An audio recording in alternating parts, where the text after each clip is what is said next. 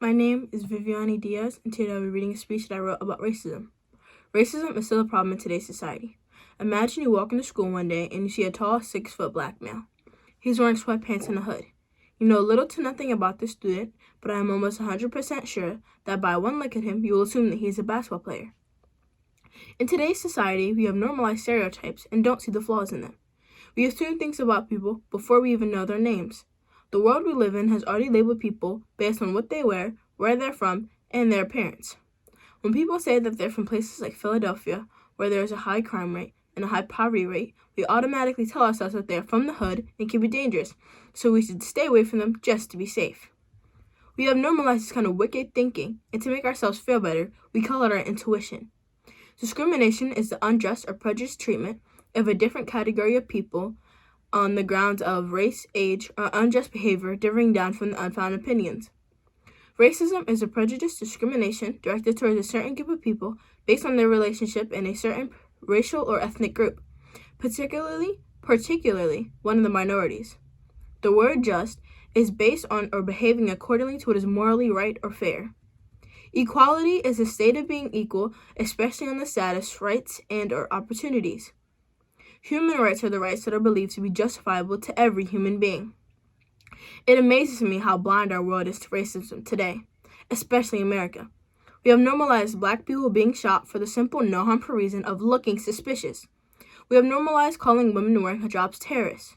People should not be harmed for their skin color or appearance. People were not put on this earth to please other people. Why do people always feel like they have to judge someone? Why do people always feel like they have to act differently towards a certain group of people just because they might be dangerous, murderers, thieves, or thugs? In many households containing a black male, the family at one point in time will have a conversation. In this conversation, the parent or guardian will go over exactly what to do if they are ever to be pulled over by the police. They are told to immediately put their hands up and comply. Why? Why does a black child have to be brought up in fear of their life? Why does a black family have to go through this heartbreaking conversation? Why is a black male with the hood covering his face so scary? Why is wearing a do-rag in public considered gangster or ghetto?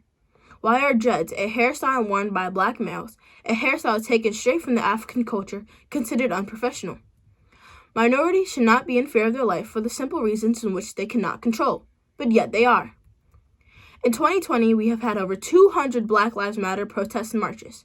In these protests, people have made it their duty to say their names, meaning the people in the protests would say the names of police brutality victims, racism, or injustice victims. They made it their jobs to get the names of the victims out into the ears of the open, which is exactly what they did for Ahmaud Arbery. Ahmaud Arbery was on a jog one evening when he came across two white men. The white men accused Ahmaud of committing multiple robberies in the neighborhood. The white men shouted for Ahmaud to stop his running so that they could talk to him. When Ahmaud refused to stop, they went into their truck and pulled out a handgun. They shot him multiple times and called him racial slurs and then proceeded to joke about his funeral. There are many more stories like this, and they should all be heard and known. People should not have to fight for the rights to be able to go on a jog without being in fear of losing their lives. Sometimes in life, people are killed, murdered, or put in prison for their skin color. This should not be. Skin color is something that nobody has control over. This is not a new problem, but an old problem that people have failed to find a resolution to. Racism is still a problem today, and it is shown by imprisonment, killing, and stereotypes. Not all protests were peaceful. Many protests ended in fire. I understand they were mad about George Floyd, but they didn't have to set those buildings on fire. Some of those so-called protests were actually excuses for people to steal things. Well, actually, all lives matter because we're all human beings and we're all equal. The media doesn't tell you everything. They only show you what they want you to see. Everyone knows that the police didn't shoot him because of his skin color. He had to do something wrong. Why do these people always have to pull the race card? These are just some of the things that are said when people try to avoid the truth. I actually agree with some of these statements. However, I feel as though when people say things like this, they forget that my people have been dealing with the same situation and consequences in which they were brought on this earth for, and we are sick and tired of it. We are sick and tired of losing our lives for our skin color or things in which we didn't even do. And for that reason, when we see our black brothers and sisters being murdered because of racism, we get angry.